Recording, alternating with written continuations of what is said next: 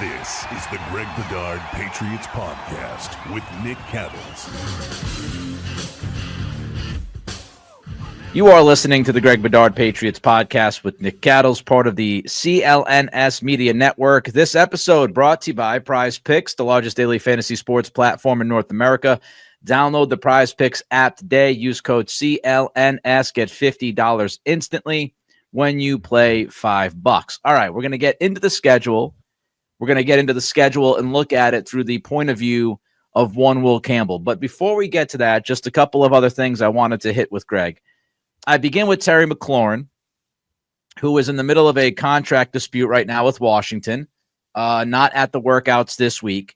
I would imagine you and I would agree on this. It's very unlikely Washington is going to deal Terry McLaurin. But, Greg, if you are the Patriots, are you on that phone seeing what's going on? Yeah, I mean, yes. If I am the Patriots, yes, I am. I mean, I don't think he's a bona fide one. I'd say he's one-ish, which would be an improvement for the Patriots. The other question is, do I think the Patriots will, let's say he is available, which I agree with you. I don't think he will be. Jaden Daniels just had a great rookie season. They got to the NFC Championship game, and I guess looking at the news, this is what sort of like another report generated because he didn't show up at voluntary practices. Which I mean, doesn't, like we've talked about before. I forget who the other receiver was that we talked about, but anyways, this doesn't mean anything. It doesn't mean that it's imminent that he's going to be gone and whatnot. We'll see. Do I think that the Patriots, at the end of the day, if Terry McLaurin is available, would they be engaged in talks to get him? No, I don't, because I think that, and from this reason, and we sort of talked about it after the draft, and this follows on the question I asked Elliot Wolf after the draft about whether they were still basically in on making deals or did they have room to do it? And he said, I think so. I think we have a little room, something like that. And he referenced Richard Miller, the cap guy. I'm sure he'll have something to say about it. I just think from the perspective of they've spent, once the draft class is all signed, they will have spent over $300 million in player contracts for this year already. They have the new coaching staff that they brought in, a couple new front office people. You have the outgoing staff that they're paying, including Gerard Mayo. I think the Patriots are tapped out for this year. That being said, I do think that if I were them, I would worry less about now in the start of the season. I would be saving any petty cash for the trade deadline and injury should the Patriots get to, I think I just looked it up earlier. I think the trade deadline is like November 19th. And we will get into the schedule and where I think they will be around that time. I would save it for then to be like, all right, we're really close, but we're missing this, or we lost so-and-so, that's going to kill us down the stretch and in the playoffs. I would save the petty cash till then. I think that they're closed for business right now. Interesting approach, because, of course, you could say bird in the hand. If you can land McLaurin now, right, if that was even possible. If you wait until the deadline, what happens if nobody's available? Then you wonder if you're kicking yourself in the tuchus for not making that deal during camp season. Rhamondre Stevenson, Greg, has returned to the facility. If you haven't heard out there, Rhamondre lost his father in March. I think he was 54 years old, so way too young. And Rhamondre has been away from the facility, but he is back now. I bring this up, Greg, because Mike Vrabel this week said, and I'm paraphrasing, that Rhamondre is going to be a big part of the team. What kind of role do you think we see Stevenson in this year? Do you think the plan is this guy is still going to be the lead back for the Patriots? Absolutely. I don't see really any chance that we'll see whether Antonio Gibson is here at the end of the day. I mean, I do think Antonio Gibson's a good back. I would love to see him. They might make other decisions. They just had a guy in to work out at the running back position, sort of a veteran-ish back. I'm sure we'll see more. They have undrafted guys that are out there. We'll see if Gibson sticks. And I don't think that Travion Henderson is ready. I have doubts whether he will ever be ready for a full-time lead back role. So to me, I think I agree with Vrabel. I think Rhamondre Stevenson is going to be a very important piece. He's going to be the first 2-down running back. At least he can play. He has developed into a 3-down running back. He is back with better coaches, better scheme, hopefully a better offensive line. And I think he is, and this isn't, I'm sure there are a lot of people who would be like, well, this is just Vrabel, doing this like he did with Derrick Henry, and it's going to be running back focused. I'm sure we've talked about it before. I don't agree with any of that. Derrick Henry is just a unicorn. So hell yeah, you focus the offense in on him. But I do think a power running game is going to be very important to this offense, to Josh McDaniels and also Drake May. And Rhamondre is going to be the focal point of that. You feel good about Rhamondre being the focal point? I do. Yeah. I think he's a tremendous back. I think that, his ability, the fumbling issues last year are an issue. And until he proves otherwise, it's a factor. But outside of that, I've always thought he was really good. Now, you can also say, and we have, that Ezekiel Elliott at the end of that season was a better running back than Rhamondre Stevenson was, even before he got hurt. You could make the argument that Antonio Gibson was a better running back than Rhamondre Stevenson last year, especially given the outside zone scheme. But I think in Josh McDaniels' offense, in the power running game, and gap and all that stuff that he's used to, that he excelled in, I think he's going to be back to being a very good lead back for this team. Let's talk about Will Campbell. His shoulders are getting lots of attention. I know when I did the show with Beetle and Phil Perry on draft day, Beetle was talking about how he has no shoulders, and this is picking up, I guess, a little bit of steam. Any thoughts about that? Any developing thoughts about Will Campbell? Well, number one, it's hard to believe, and this also goes to this being a dead period in Boston sports, considering the Bruins are dead and the Celtics are dead, and the Red Sox, whatever the hell they're doing. I don't know what they're doing. Apparently, it's breaking news that Will Campbell, who we talked about for like 4 months having short arms and small shoulders, now his short arms and small shoulders are breaking news, apparently, because people got to see him on the field with the Patriots, even though you could see this anytime he was at a podium or when he was at the combine or what have you. In any event, this is related to that. So be like, oh, Bedard, what is this, breaking news? You're an idiot. You should have known this before. But I did have this thought, and this was before this week. But Nick, you know how, we've been talking, there was a lot of talk about arm measurement. And we even talked about Will Campbell's shoulders. I made fun of myself because I don't have the biggest shoulders in the world. So we know about the arm length. Okay. What makes it more troublesome, and anybody who's listening to this podcast knows the way I feel about Will Campbell. I think he's good to play. He's good enough to upgrade the Patriots in the short term, a year or two. I don't think they're going to get to where they want to go with Will Campbell at left tackle. I think eventually he is a guard. I think you asked me what the percentage was that he would be a 10-year starting left tackle for the Patriots, and I think I put it at about 40%. So people understand where I stand on him. And it's not just, some of it's the measurables, some of it's the tape. That being said, one thing that's been sort of left out of this discussion is we know about the arm length. People should also know by now the way that's measured is basically the bone at the top of your shoulder to your fingertips. Yeah. Okay. So if you have some narrow shoulders, like so we said Will Campbell ultimately was 32 7/8. So his 32 7/8, having small shoulders, is shorter than somebody that has broad shoulders but also short arms. So Will's actually doubly short as far as thing. measurables, something like that. Not doubly, but whatever. But in any event, I had that thought that I hadn't quite said that, but it just goes to show how much of an uphill climb this is for a guy like Will Campbell, let alone like the stats like that people have thrown out, including Greg Cosell, where he said on this podcast that there were only, I think, 4 starting offensive tackles that had arms as under 33 inches.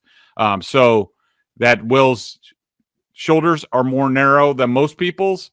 It makes him even more of an outlier. All right, we're going to get into Campbell's schedule challenges coming up. We're going to get into Greg's week-by-week predictions. But first, you had one final thought about the Tush Push, the Eagles fighting for it, Kelsey parachuting into this argument and this debate.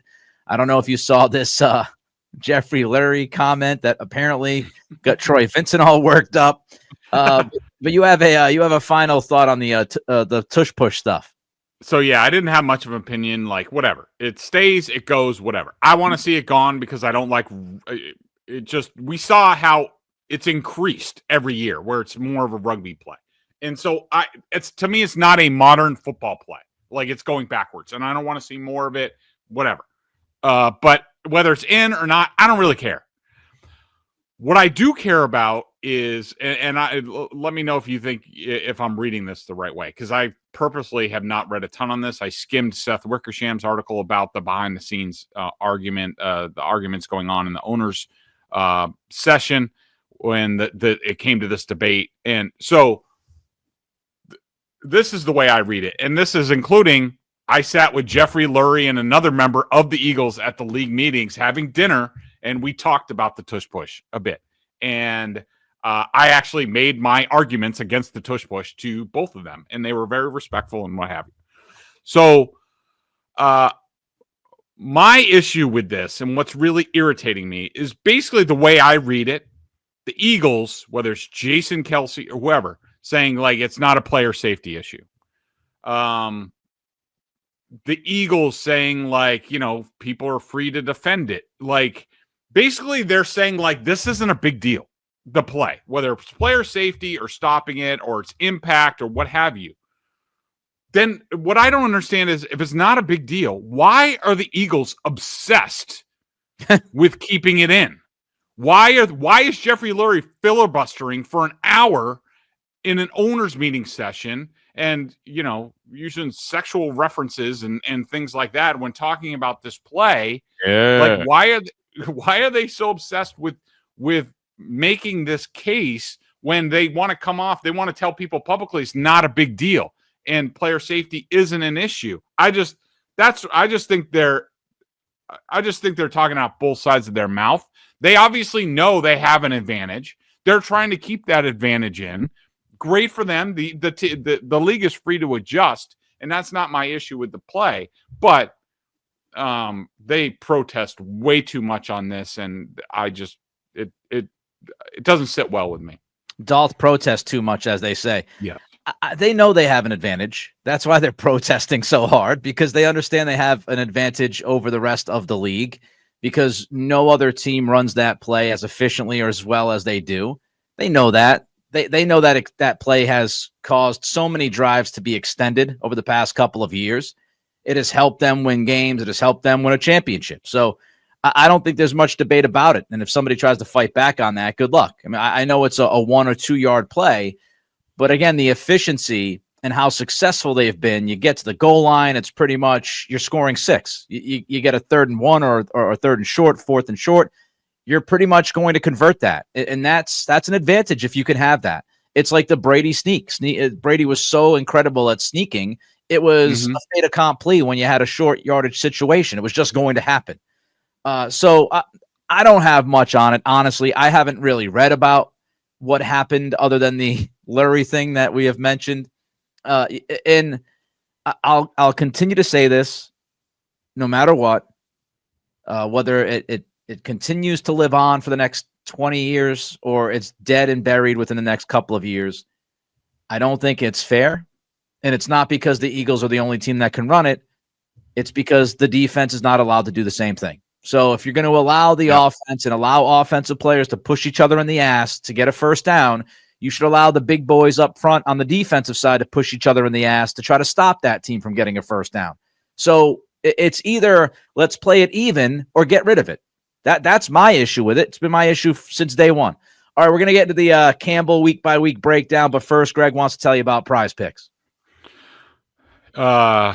Yes, I do. Prizepicks is the best place to turn your sports knowledge into cash. With millions of members, Prizepicks has made daily fantasy sports accessible to all. You just pick more or less on at least 2 players for a shot to win up to 2,000 times your cash. That's right, 2,000 times. Run your game all season long on Prizepicks. Love sitting down with a game, just like I did last night with Knicks Pacers, getting my picks in, rooting for them. It's a great time. You should check it out, especially on the app. It's so easy. Cash in on the basketball playoffs with Prizepicks. Don't miss your last chance to add your favorite players from the court to your Prizepicks lineup, whether it's points, rebounds, assists. Take your pick of more or less for your shot to win up to 2,000 times your cash today. Turn your playoff hot takes into tickets to basketball's championship series.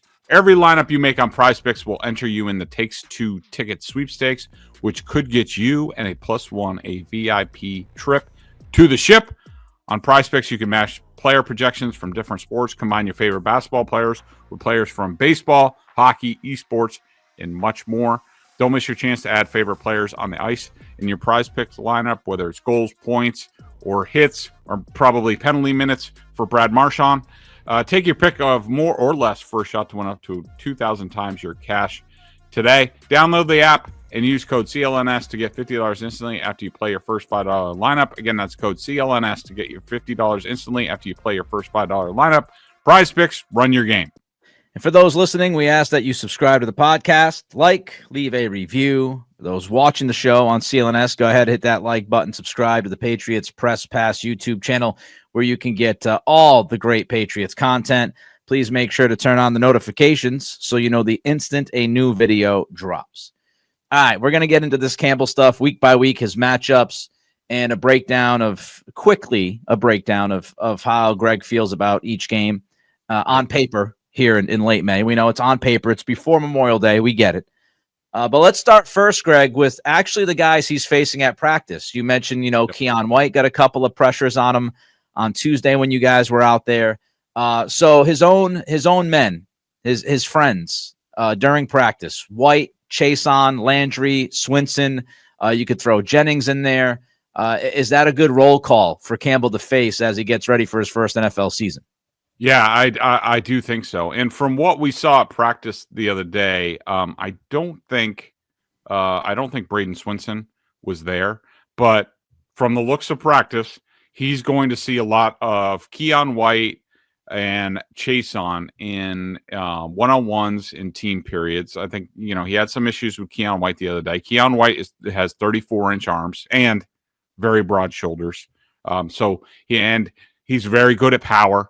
Chason is shorter arms, actually shorter than Will Campbell's, but smaller, quicker type of rusher. I think Swinson's another long guy, 33 5/8 inches, very long, sort of a prototypical outside linebacker, edge type of guy.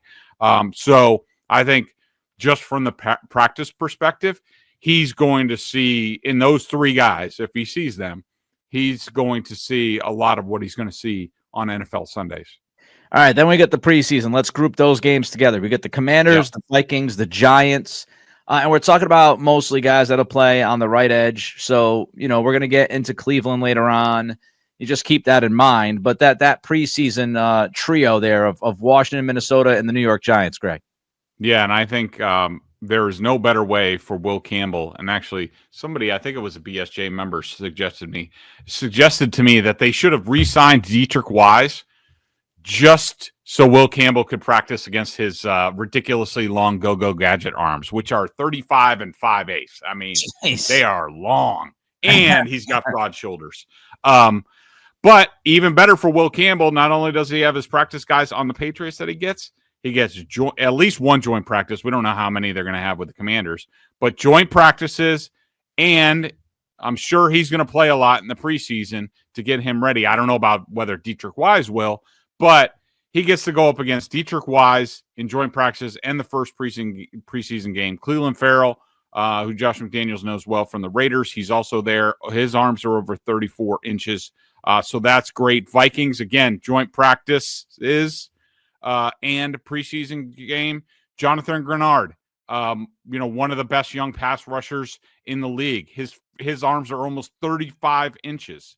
So that's a great test. And the Giants, we'll see what happens. That's the final preseason game. I imagine Will Campbell, some of the younger guys are going to play.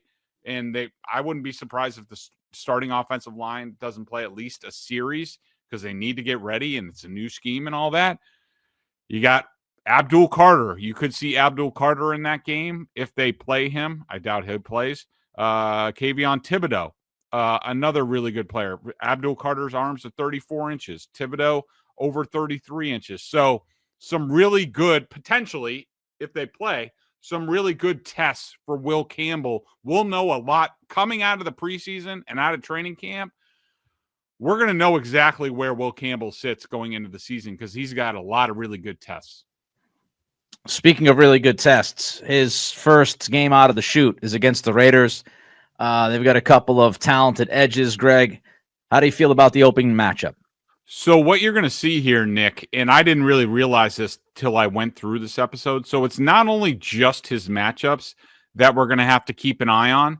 It's also what else do the Patriots have to worry about? Because when you talk about a rookie left tackle in Will Campbell, especially early in his rookie season, are they going to be able to give him help? That's a big question mark. Right. And there's some of these matchups early where they're not going to be able to, including week 1, because as we know, who's on the other side? The pterodactyl himself. Max Crosby will be lined up over Morgan Moses, and Josh McDaniels knows Max Crosby better than anybody. Max Crosby is a game wrecker. They have to take care of him. So that means a lot of singled up snaps between Will Campbell and Malcolm Kuntz. Arms almost 34 and a half inches. Up and coming pass rusher Tyree Wilson, who was a top draft pick last year. His arms are almost 36 inches. So right out of that's a really tough matchup right out of the gate, but I do pick the Patriots to win that opener 1-0 because I don't think, to get their record to 1-0 because I don't think Josh McDaniels is going to lose to the Raiders. 1-0. Watching too much of the Red Sox lately with that Seriously. offense. All right. If week 1's tough, week 2 might even be tougher. I know Max Crosby's one of the best in the business, but Miami's got a couple of guys that can straight up get after it. Hell yeah. Bradley Chubb, Chop Robinson. Not only do you have to worry about those guys who will be lining up over Will Campbell, but they also have Jalen Phillips on the other side. And so who are you going to take care of? They have a pretty good interior defensive line. Brad Seiler, among others. There's a lot to worry about, let alone, Tyreek Hill and Jalen Waddle and everything that they do on offense. And also the weather that they're going to encounter. Yep. I think this is a very tough matchup. I have this as a loss for the Patriots simply because of where and when it's being played. If you thought it was going to be a little bit easier week 3, it's not going to be a little bit easier because the Patriots come home to play the Steelers. We all know the guy by the name of Watt, but you should pay attention to some of these other guys too that can pass rush like Alex Highsmith and others. So another matchup similar to Matt Crosby where, TJ Watt normally lines up over the right tackle, which would be Morgan Moses. You have to take care of him, defensive player of the year type. But on the other side, Alex Highsmith, you got Nick Herbig, who played really well in place of, I think was a Watt or Highsmith who got hurt last year. Highsmith, I think.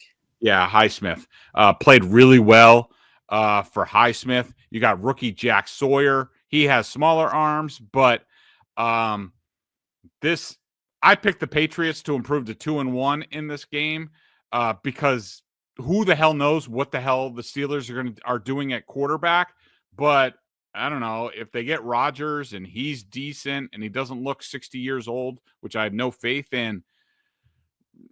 this is a tough matchup for the Patriots offense, and especially Will Campbell and Morgan Moses at tackle. Yeah, no joke. No joke there. I do think that the Patriots will get a little bit of a breather here week 4, and so will Campbell. You got a couple of rookies. I will pronounce the name because I know Greg will screw it up. Princely Uman Mielen. So Princely Uman Mielen to go along with a couple of other guys, Greg.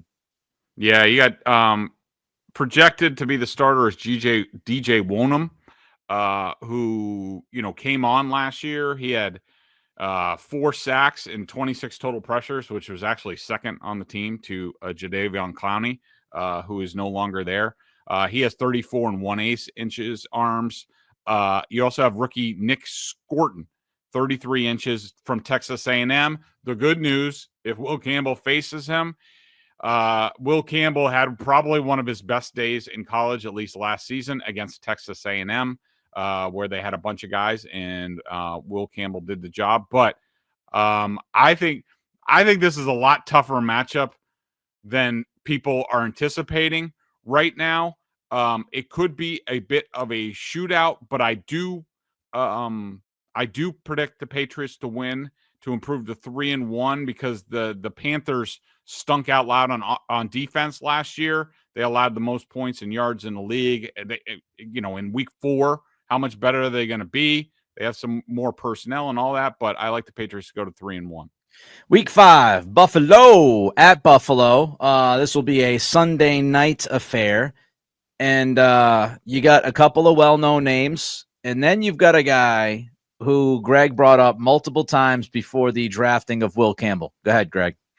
Yeah, so welcome to Bills Mafia, Will Campbell. You don't get him at home. You got to go for a night game in Buffalo. At least the weather will be fine.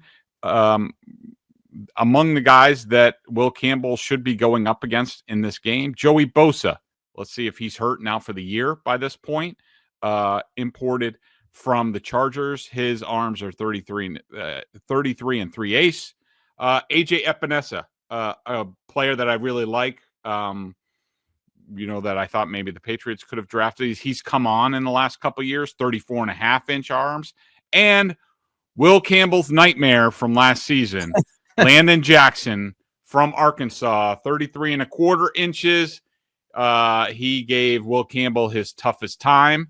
So talking to people in Buffalo up there, they are eagerly anticipating that matchup. So I predict the Patriots to lose that matchup. So they drop to 3-2. It's only week 5. Don't think the Patriots will be hitting on all cylinders to go up there and upset Josh Allen and the Bills. We'll see what happens later in the season. But at this point, they are 3-2. I am here for the Will Campbell revenge game. Week 6 at New Orleans. A little bit of Bourbon Street action for the Pats week 6. And the Saints, this seems to be a game, Greg, even though it's on the road. This one is one that the Pats could certainly get here. Yeah, for sure. Nick, have you ever been to a game in that stadium? I have not been to a game, no. I can just tell you it is, and you can ask my wife because she went there. I dragged her to a game when I was covering a game, and she was in the stands. I think it was a Packers game. And the headache that ensued from her. And every time I go in there, it's an open-air press box, so I got training being in the Metrodome. In the NFC North, I had to bring earplugs. That place is a horrible place to play if the Saints get off to a good start. Yeah. The problem is who the hell's playing quarterback for them. But Will Campbell will get tested a bit. Right edges, Carl Granderson, 34 inches. Isaiah Folksy, 34-inch arms. Old friend Devon Godchow will be in the middle. What's probably the most interesting thing about this game for Will Campbell and us as observers of Will Campbell, Kelvin Banks, one of the top left tackles in this past draft, will probably be the Saints starting left tackle. So it'll be interesting to watch those two somewhat go head to head. But I had the Patriots 4-2 winning that game. All right, week 7, still on the road at Tennessee. So, I mean, I'm a little bit bummed that these two games, even though I'm not going to go to the New Orleans game, but I did plan on before the season to go to the Tennessee game and the Tampa game. and those games are a little close to each other now, so I'm not sure I'm going to be able to get to both. But if you want to go bananas and hit the road with the Pats, back-to-back weeks, you got Bourbon Street, then you got Broadway in Nashville. At Tennessee, obviously the story will be Mike Vrabel's return. Again, I will pronounce the name Femi Oladejo so Greg doesn't butcher it. Your thoughts on this Titans matchup for Big Will and the Pats? Yeah, so this is another one of those instances, not worrying about the matchup with the right tackle. It's more of the interior. We all remember what Jeffrey Simmons did last year to the Patriots when the Patriots just decided to say, it's okay. We can single block Jeffrey Simmons with Layden Robinson or whoever the hell it was. Great job, Dave Belt. Good job, AVP. That was such a fail. And they still almost had a chance to win the game, whatever it was, 10-10 and overtime, because thanks to Drake May throwing a pass from his ass. But, there's no chance they're losing this game. Vrabel gets to perform in front of Amy Strunk-Adams, who all of a sudden kneecapped him and fired him. It will be a tough matchup, I think, for Will Campbell. Arden Key, who Josh McDaniels knows well from the Raiders, sort of an underrated outside pass rusher, journeyman type, but, pretty good, 33.5-inch Rs. And like you said, the rookie 00, 33 and 3 ace. He's a big, long dude. Really liked him as a prospect. I'm interested to, hopefully we get to see a lot of Campbell and him, because I think that's a good rookie matchup. But yeah, Patriots improved to 5-2. Yeah, I had Femi going to the Patriots in my mock draft. Don't forget about Tavondre Sweat, who's one of my favorite players to watch. Dude, he's huge in the middle, interior defensive lineman. But my goodness, he's such an athlete. So we wrap up the first half of the season. Technically, there's not really a halfway with 17 games. Well, it's called a halfway point. Week 8, back home against the Cleveland Browns. So I do not think that this game is as easy as some people are making it out to be. I think Kevin Stefanski is a good coach. We know they have quarterback issues, it's prevalent on the Patriots schedule. That's why a lot of people are higher on their win total, including me. I think he'll figure something out. I think it's going to be a grind him out game. I do think that the Patriots have an edge, sneaky big edge, that Vrabel was a consultant in there and will sort of know the holes inside that team, inside that organization. But there's a lot to handle in this game for Will Campbell. Number one, Myles Garrett is going to be – he can line up all over the place, and he will be lined up all over the place. Most of the time, he is going to be over Morgan Moses at right tackle. That means Will Campbell is going to get no help against Isaiah McGuire, who is 34-inch arms, and Joe Tryon-Shoyinka, formerly of the Bucs, who I really like as a pass rusher, 34-inch arms. You also have Mason Graham on the inside for the Browns, and then you also have Jim Schwartz doing Jim Schwartz things with, all-out blitzes and things like that. So this is going to be I think it's going to be a bit of a dogfight, but I do have the Patriots going to 6-2. The Schwartz point's a good one. It's probably overlooked by a lot of people, but he can screw around and bother you a little bit. Check out Greg and Mike Giardi and company over at BSJ. $50 for the year. Fantastic value. Also, download the Prizepicks app today. Use code CLNS. Get $50 instantly when you play $5. Let's keep marching along here, Greg. Week 9, you stay at home and you play against the Atlanta Falcons. They obviously drafted a couple of rookies to help their pass rush. Your thoughts on that matchup? So for Will Campbell, I don't mind the matchup. The Falcons, they got a little bit better towards the end of the season on defense, but they had a tough time. Remember, this is year 2 for Raheem Morris and Zach Robinson, the offensive coordinator. They drafted Jalen Walker and James Pierce in the first round as sort of bookend rushers. I imagine Jalen Walker is going to be over right tackle. James Pierce is going to be over Will Campbell. Leonard Floyd is also in the mix. 33 and an eighth inch arms. Wily veteran. So this is going to be a little bit tough. I think this is setting up to be a little bit of a letdown point for the Patriots. I think that Vrabel's going to have to work his magic with these guys. I think the Falcons are a very frisky team. They have a lot of talent on offense. I like the makings of their offensive line. A lot of this is going to depend on Michael Penix and his health and his play and all that. A lot of people are going to disagree with this, but I actually had the Patriots losing this game to the Falcons to fall to 6-3. I think this is one of those dumb losses where you're just like, how did this happen? It happened all the time under Belichick. Will it happen under Vrabel? I don't know, but I don't like the feeling about this game. Jalen Walker, obviously, you mentioned him. He'll be a story because he was linked with the Patriots in the pre-draft process. And I'll be watching for Xavier Watts, my guy from Notre Dame, who I think is a really good football player. Week 10 at Tampa Bay. Yaya. You got the Yaya matchup. And Chris Broswell, your thoughts on the Bucs? Obviously, a playoff team on the road. This will be a very difficult challenge for the Patriots. Yeah, like New Orleans, another very tough place to play. I love Yaya Diaby. He has almost 34-inch arms. He was 9th in total pressures last season. Very underrated. Not a lot of people know him nationally, but he's really good. You also have Hassan Reddick being added to this mix. So how's he playing after basically a year off last year with his contract dispute with the Jets? Are the Patriots going to have to take care of him?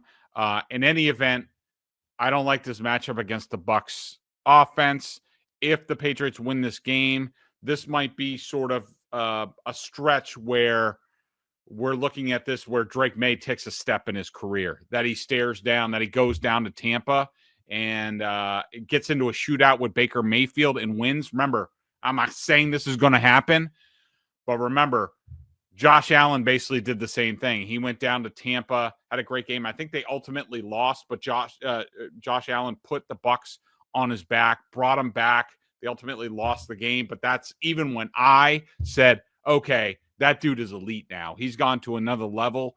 I picked the Bucs, but like I said, if we're looking for Drake May to take the next step, this stretch right in here might be it. But I had the Patriots losing again, dropping their second straight game to fall to 6-4.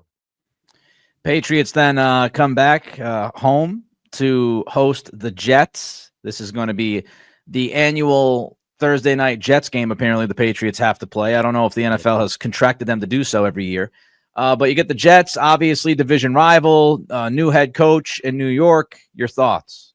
Yeah, probably from a length perspective, probably the toughest matchup that Will Campbell has to this point with Jermaine Johnson and Michael Clemens, both at least 34-inch arms. Plus, you have to deal with Quinnen Williams on the inside, who will need to be taken care of. You have a new coach in Aaron Glenn, who, going off of what he did in Detroit, loves to blitz the crap out of the other team.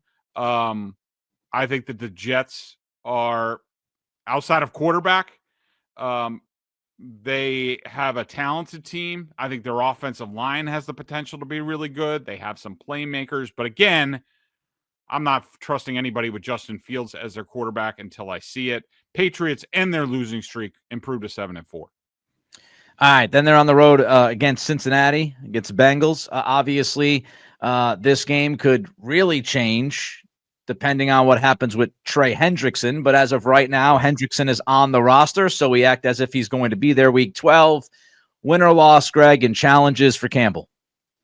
So I have this as a loss, and of course you have Hendrickson. Miles Murphy is nobody to sleep on. His arms are 33 1/4. Of course, you have rookie Shamar Stewart, another one of those Texas A&M guys. His arms are over 34 inches. He looks like Tarzan. Produces like Jane, at least in college. But again, this is just like the Baker Mayfield Bucs game. If the Patriots are going to contend, this isn't week 1 or week 2 Bengals. This is sort of where the Bengals start to feel themselves and start to get on a roll a little bit. If the Patriots are going to hang in this game, like the Bucs game, it's going to have to be Drake May holding his own against Joe Burrow and all that goes on, but I don't see them being able to do it yet as a team. Patriots lose to fall to 7-5. I hope Hendrickson stays in Cincinnati because I cannot wait to watch the T-Rex on T-Rex crime. Because Campbell has the short arms with 32 and 7/8. Hendrickson 32 and a quarter inch arms, baby. A battle of the T-Rexes, week 12. All right, week 13, another primetime game. This one is Monday night against the Giants at Gillette. And, of course, we talked about what they have already with Carter and Thibodeau. Win or loss, Greg? So I have them as a win here because of, Russell Wilson, Jameis Winston, Jackson Dart. I'll believe it when I see it. But offensively and for Will Campbell, this is, no joke. Of course, you're going to have Abdul Carter. If he's out there, you have to worry about Dexter Lawrence and the rookie Darius Alexander on the inside, Brian Burns on the other side. There's a lot to worry about for an offensive line. Hopefully by this time they have that straightened out. But it is right before the bye week. People will be playing on fumes a little bit. This is a tough spot. If Brian Daboll can work his magic with one of these quarterbacks, but for now, I'm picking the Patriots to head into the bye at 8-5. They come back from the bye. We talked about Buffalo already. At Buffalo, you got Bosa, you got Epinesa, you've got Landon Jackson. You had Buffalo winning in Buffalo week 5, Sunday Night Football. Do you have the Patriots getting some revenge here week 15 at home? Yes, I do. I picked the Patriots with a week off, with also Buffalo playing they host Cincinnati.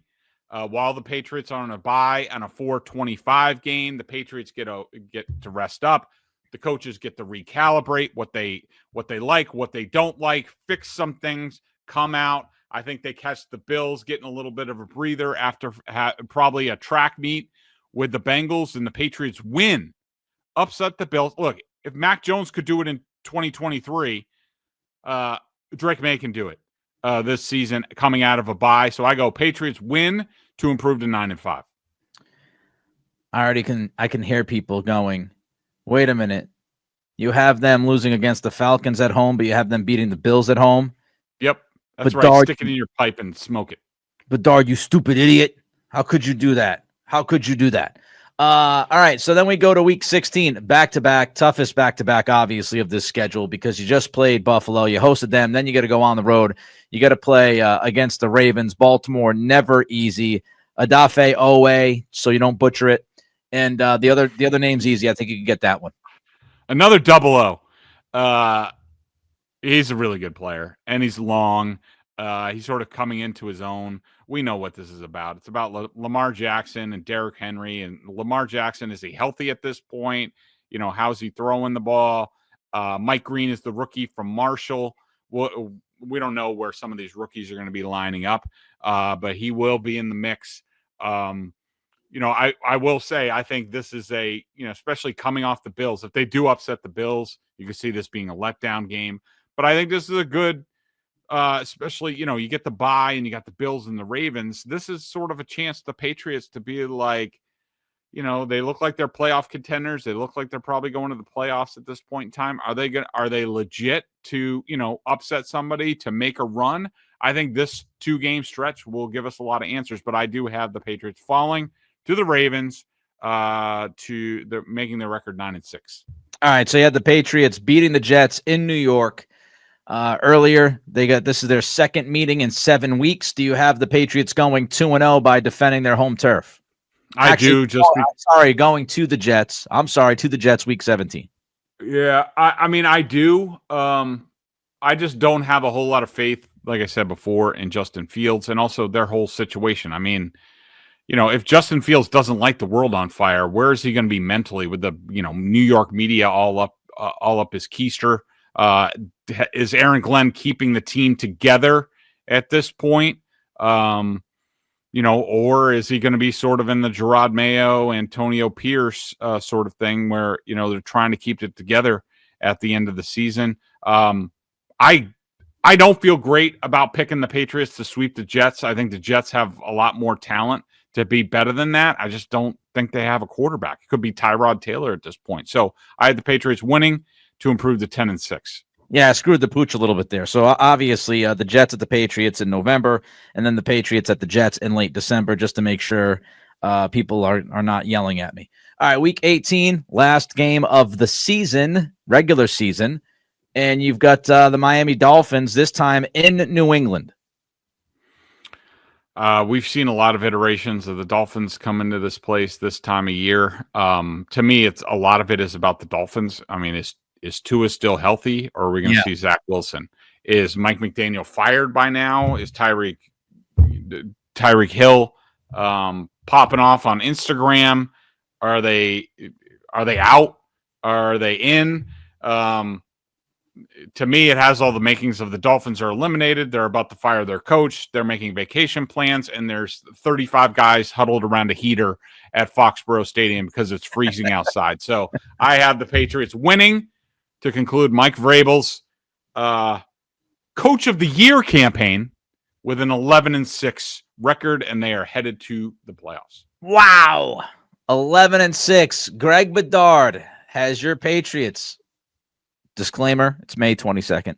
He has your Patriots finishing at 11-6 and going to the playoffs. Wow. That's pretty optimistic from the wet blanket. It's pretty optimistic. Let me also say, I should have said this before, and you sort of did. This is my early season prediction. Yes. I will make at least one other revision on the eve of the season where my real prediction comes out. But have fun with this one. Yeah, but Da's going to have him like 7-10 by September. He's Greg. I'm Nick. Everybody have a good long holiday weekend. Be well, and we'll be back early next week. See ya later.